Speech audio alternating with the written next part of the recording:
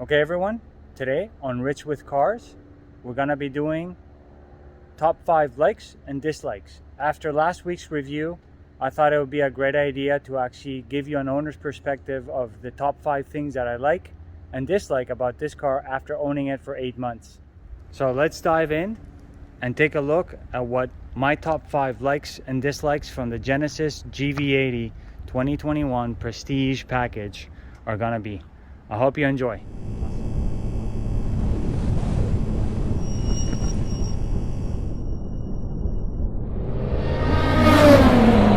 So 5 things that I don't like. First of all the chrome around here in the bottom, on the side of your markers, on the bottom actual portion of the doors, on the door handles, the surround accents of the windows, and it continues on to the rear, as you can see. The other thing, so let's lock the door. There's no actual sensor to unlock the doors with your key in your pocket from the rear doors. It's only in the front, as you can see over there.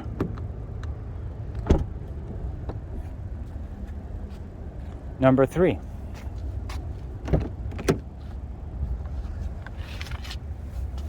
I guess the cost cutting of the materials that they did on the interior of the vehicle. Everything from, let's say, arm level when you're sitting down up is all real material, open pore wood over here. But as soon as you get a little bit lower, it's sort of like this, cheap sort of plastic, even though it's soft touch. And you can see it continues on to over there on the side, the bottom part of the seat, bottom part of the actual middle console. But they did their best efforts to actually keep everything luxurious feeling on the touch points, basically. Because all the cheap stuff that you see is basically on the non-touch points. So, I'm nitpicking, but that's basically what it is. The fact that on infotainment system, you both have Apple Carplay and Android Auto, but the thing is that it has to be plugged in through here in the middle. As you can see, you have 2 different slots over there, which are USB slots, not the USB-C, but regular USB slots. One is for actual basically projecting your phone onto the middle screen over here, and the other one is actually for charging. I would assume that probably the one that's for charging has a higher amperage for charging. 5th and final thing that I actually don't like about this vehicle, nitpicking once again, is the placement of the infotainment screen. I'm gonna start the car just so you guys can see.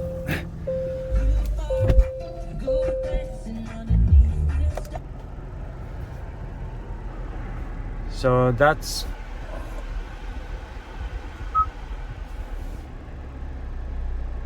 the placement of the infotainment screen. They made it touch, basically.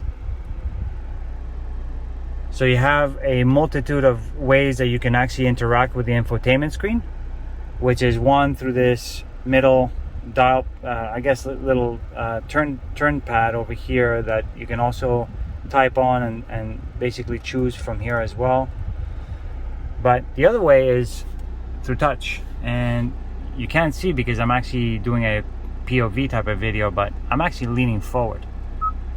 So it's a little bit inconvenient as you're driving to use the touchscreen and have to lean forward. It kind of defeats the purpose of having a touchscreen, but at the end of the day, you can still use it regardless of the fact if you feel more comfortable doing that. To 5 things as an owner that I actually like about this vehicle. Number 1, this instrument cluster right here. I really enjoy it. It's kind of gimmicky, some people say, but you can't see it through the actual screen over here, but it's a 3D cluster, which is really, really cool.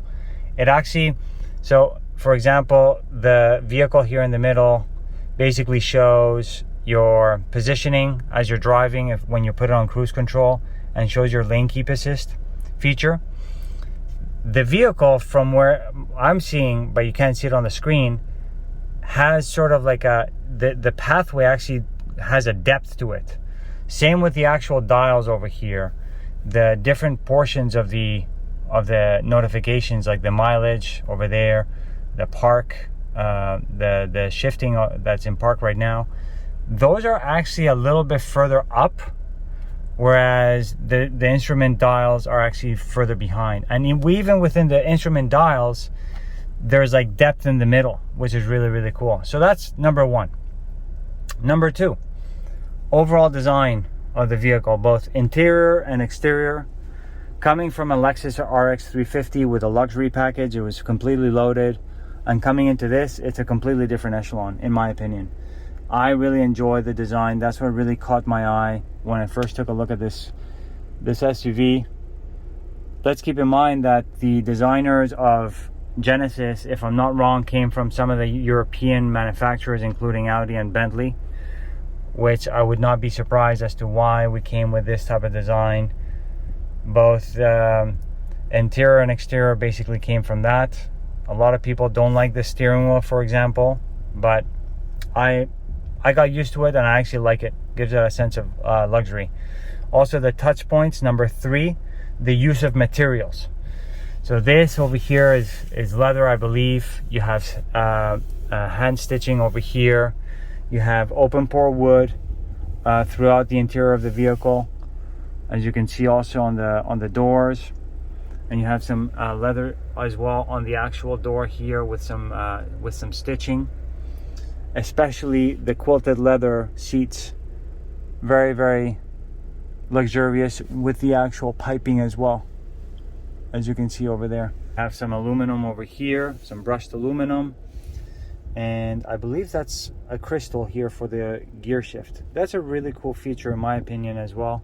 I came from the regular chef lever from the Lexus RX 350, including the steering wheel, some of the actual stalks over here.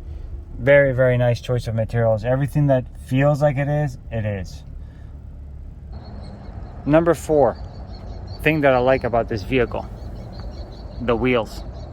I mean, coming from an OEM manufacturer, having this sort of classic but also very intriguing design on the wheels, especially coming in 22s, I really like these wheels. It definitely brings a lot of attention, and I think Genesis did a really good job, you know, putting these wheels on the Prestige package. Gives it a lot of presence.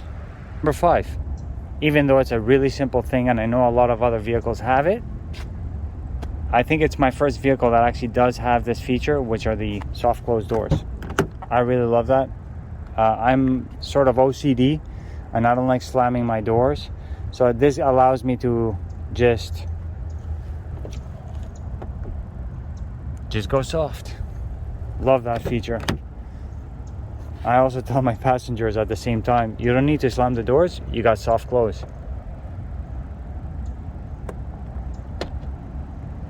One cool feature which I would add as number 6 as a feature that I like about this GV80 is the fact that you can actually park this vehicle in a spot or even move it outside of the vehicle. I will show how you can move the vehicle to actually get in or out of tight spots.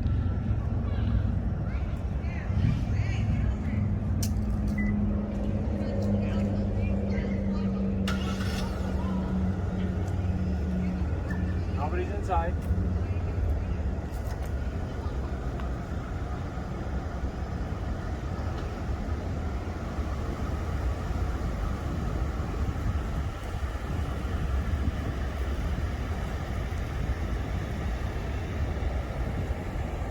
Or forward.